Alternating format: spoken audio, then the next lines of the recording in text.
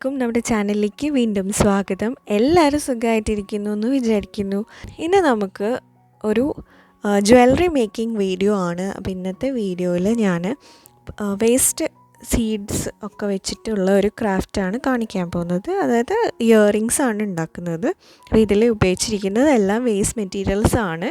ഒരു silver oxidised ജ്വല്ലറിയുടെ ഒരു fake അല്ലെങ്കിൽ അതുപോലത്തെ ജ്വല്ലറിയാണ് ഉണ്ടാക്കാൻ പോകുന്നത്. അപ്പോൾ ഇതിന് വേണ്ടിയിട്ട് ഞാനൊരു കാർഡ്ബോർഡ് എടുത്തിട്ടുണ്ട്. അപ്പോൾ ഇത് എന്ത് കാർഡ്ബോർഡ് വേണമെങ്കിലും എടുക്കാം. അതായത് ഇപ്പോൾ കേക്ക് വാങ്ങിക്കുമ്പോൾ കിട്ടുന്ന ആ ഒരു കവറില്ലേ, കേക്കിൻ്റെ കാർഡ്ബോർഡ് വേണമെങ്കിൽ അതെടുക്കാം. അതല്ലെങ്കിൽ എല്ലാവരുടെ വീട്ടിലും അവൈലബിൾ ആയിട്ടുള്ള പേസ്റ്റ് വാങ്ങിക്കുമ്പോൾ പേസ്റ്റിൻ്റെ ബോക്സ് കിട്ടില്ലേ, ആ ബോക്സ് ആയാലും എടുക്കാം. അപ്പോൾ അതിൽ നിന്ന് നമ്മൾ ഒരു റൗണ്ട് കട്ട് ചെയ്തെടുക്കാൻ വേണ്ടിയിട്ടാണ് ആ കാർഡ്ബോർഡിൽ നിന്ന് ഒരു റൗണ്ട് കട്ട് ചെയ്ത് എടുക്കണം.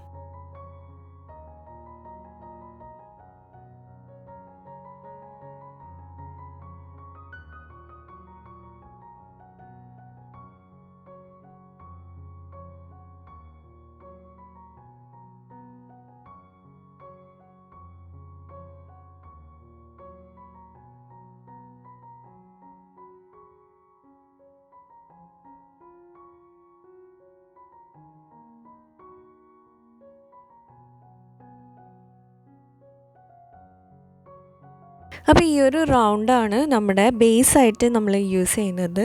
പിന്നെ ഞാനിപ്പം സ്റ്റഡ് പോലത്തെ ഇയറിംഗ് ആണ് ഉണ്ടാക്കാൻ പോകുന്നത്. അതായത് ഹാങ്ങിങ് അല്ല, അതായത് വളരെ ബേസിക് ആയിട്ടുള്ളതാണ് ഉണ്ടാക്കുന്നത്.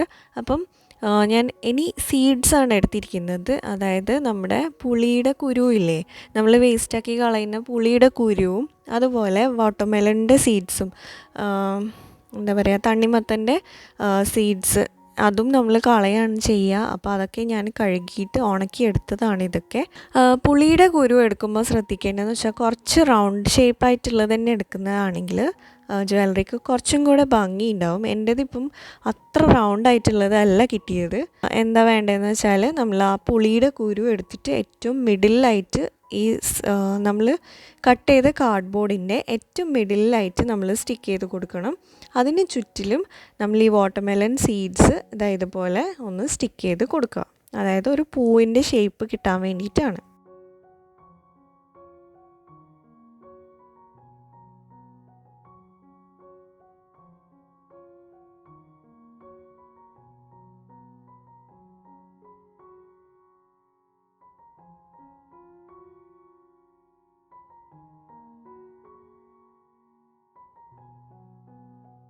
അപ്പോൾ നമ്മുടെ ഷേപ്പ് റെഡി ആയിട്ടുണ്ട്. ഇനി നമുക്ക് വേണ്ടുന്നത് ഒരു ടിഷ്യൂ പേപ്പറാണ്. അപ്പോൾ ടിഷ്യൂ പേപ്പർ നമുക്ക് ഒന്നുകിൽ ഫേസ് ടിഷ്യൂ എടുക്കാം, അല്ലാന്നുണ്ടെങ്കിൽ കിച്ചൺ ടിഷ്യൂ എടുക്കാം. അതെടുത്തിട്ട് ഇതുപോലെ ഒരു സ്ക്വയർ കട്ട് ചെയ്യണം. അതായത് നമ്മുടെ ഇതിനെ ഒന്ന് കവർ ചെയ്യാൻ വേണ്ടിയിട്ടാണ്, ഇതിന് പുറത്ത് ഒന്ന് ഒട്ടിക്കാൻ വേണ്ടിയിട്ടാണ്. അപ്പോൾ അതിന് കണക്കായിട്ട് ഒരു സ്ക്വയർ കട്ട് ചെയ്യാം.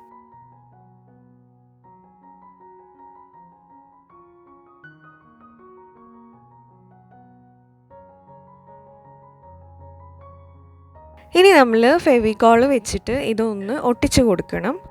ഗ്ലൂ ഗൺ എടുക്കാതിരിക്കുന്നതാണ് നല്ലത്. കാരണം എന്ന് വെച്ചാൽ ഗ്ലൂ ഗണ്ണ് യൂസ് ചെയ്യുമ്പം ഇതിൻ്റെ ആ ഒരു ടെക്സ്ചർ മാറാൻ സാധ്യതയുണ്ട്.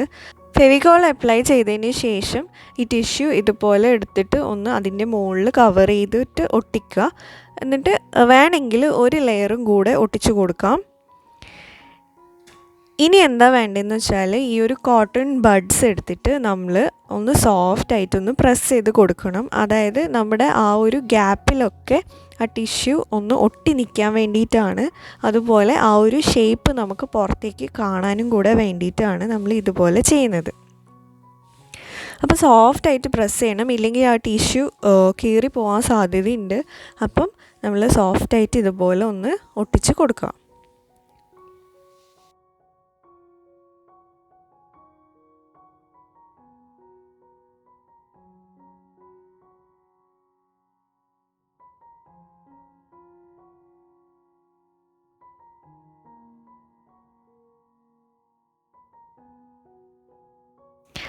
ഇനി ആ എക്സ്ട്രാ വരുന്ന ടിഷ്യൂ ഒക്കെ ബാക്കിലേക്ക് ഒന്ന് സ്റ്റിക്ക് ചെയ്ത് കൊടുക്കാം. അതല്ലാന്നുണ്ടെങ്കിൽ നമുക്ക് ആ ഒരു റൗണ്ടിനനുസരിച്ചിട്ട് നമുക്ക് കട്ട് ചെയ്ത് കളയുകയും ചെയ്യാം. ഞാനിപ്പോൾ ഇതുപോലെ സ്റ്റിക്ക് ചെയ്ത് കൊടുക്കുകയാണ് ചെയ്യുന്നത്. അതായത് ആ എക്സ്ട്രാ വന്നതൊക്കെ ബാക്കിലേക്ക് ഒട്ടിച്ച് കൊടുക്കുകയാണ് ചെയ്യുന്നത്.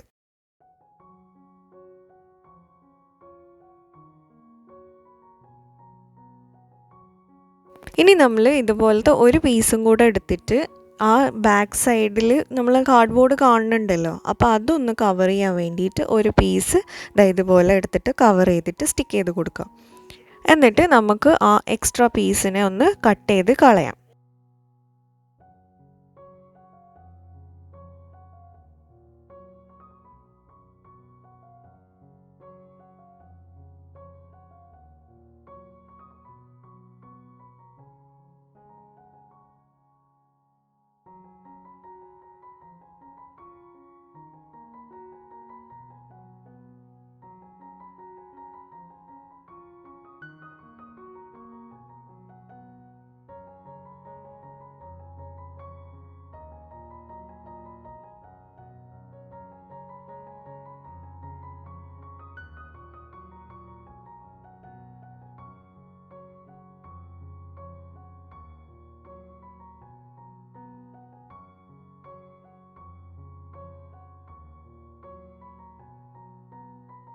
അപ്പോൾ ഇത് നല്ലൊരു റൗണ്ട് ഷേപ്പിൽ നമുക്ക് നമ്മുടെ ഇയറിങ്സ് കിട്ടിയിട്ടുണ്ട്.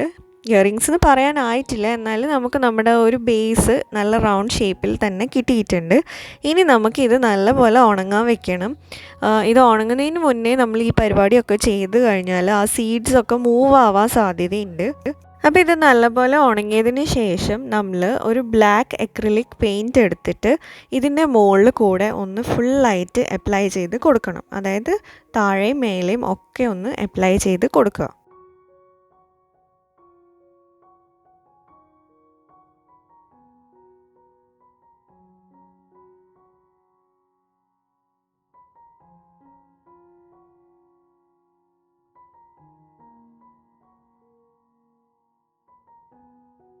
എന്നിട്ട് നമുക്കിത് വീണ്ടും ഒന്ന് ഉണങ്ങാൻ വെക്കണം. ഇനി നമ്മൾ ഓക്സിഡൈസ്ഡ് ജ്വല്ലറി ആണല്ലോ ഉണ്ടാക്കാൻ ശ്രമിക്കുന്നത്. അപ്പോൾ അതുകൊണ്ടാണ് ഞാൻ ബ്ലാക്ക് പെയിൻറ്റ് കൊടുത്തത്. ഇനി നമ്മൾ പേൾ വൈറ്റ് അല്ലെങ്കിൽ സിൽവർ എടുത്തിട്ട് ഇതിൻ്റെ മേലെ ജസ്റ്റ് ഇതിന് ബ്രഷ് യൂസ് ചെയ്യണ്ട കേട്ടോ. ഇതിൻ്റെ മേലെ നമ്മൾ വിരൽ വെച്ചിട്ട് ജസ്റ്റ് ഒന്ന് ഇങ്ങനെ മൊത്തമായിട്ടൊന്ന് ടാപ്പ് ചെയ്ത് കൊടുക്കുക. അപ്പം എല്ലായിടത്തും ആവേണ്ട ആവശ്യമില്ല, എന്നാൽ ജസ്റ്റ് അതിൻ്റെ ആ ഒരു കളറ് ഒന്ന് ഒന്ന് സ്പ്രെഡ് ചെയ്ത് കൊടുക്കുക. അപ്പോൾ കണ്ടോ, നമ്മുടെ ജ്വല്ലറി ഏകദേശം റെഡിയായി വരുന്നുണ്ട്.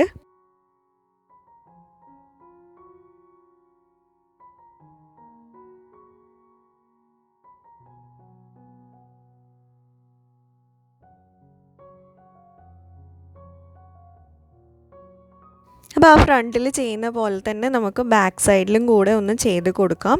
അപ്പം ഏകദേശം ഒരു silver colour with silver and black mix ആയിട്ടുള്ള ഒരു കളറ് നമുക്ക് കിട്ടും. ഇനി പ്രത്യേകിച്ച് പണിയൊന്നുമില്ല. ഇനി നമുക്ക് ഇയറിംഗ് സ്റ്റഡിൻ്റെ ബേസ് വാങ്ങിക്കാൻ കിട്ടുമല്ലോ, അപ്പോൾ ആ ഒരു ബേസ് നമുക്ക് ഇവിടെ ഇങ്ങനെ സ്റ്റിക്ക് ചെയ്ത് കൊടുക്കാം. അപ്പോൾ നമ്മുടെ സ്റ്റൈലിഷ് ആയിട്ടുള്ള ജ്വല്ലറി റെഡി ആയിട്ടുണ്ട്. അപ്പം ഇതുപോലത്തെ ഒരെണ്ണം കൂടെ ഞാൻ ഉണ്ടാക്കിയിട്ടുണ്ട്. ഇനി നമുക്ക് ഇതിൻ്റെ ബാക്കിൽ നമുക്കൊന്ന് ആ ഒരു ഇത് ഒട്ടിച്ച് കൊടുക്കാം. അപ്പോൾ ഒട്ടിച്ച് കൊടുത്തിട്ട് ഞാൻ ഇത് ഇട്ട് കാണിച്ചു തരാം. പിന്നെ ഇത് പെയിൻറ്റ് ചെയ്യുന്നത് കൊണ്ട് തന്നെ വാട്ടർ പ്രൂഫൊക്കെ ആണ്. എന്നാൽ നമുക്കറിയാമല്ലോ ഇത് പേപ്പറും കാർഡ്ബോർഡും സീഡ്സൊക്കെ ആണെന്ന്. അപ്പോൾ നമ്മൾ അധികം വെള്ളം തട്ടിക്കാതിരിക്കുന്നതാണ് ഏറ്റവും നല്ലത്. ഇത് നമുക്ക് കുറച്ചധികം നാൾ തന്നെ യൂസ് ചെയ്യാൻ പറ്റും. വേണമെങ്കിൽ ഇതിൻ്റെ മുകളിൽ നമുക്ക് വാർണിഷും കൂടെ അപ്ലൈ ചെയ്ത് കൊടുക്കാം. അപ്പം നമുക്ക് ഇഷ്ടമുള്ള ഡിസൈന് ഇഷ്ടമുള്ള ഷേപ്പും ഒക്കെ നമുക്ക് ഉണ്ടാക്കിയെടുക്കാം.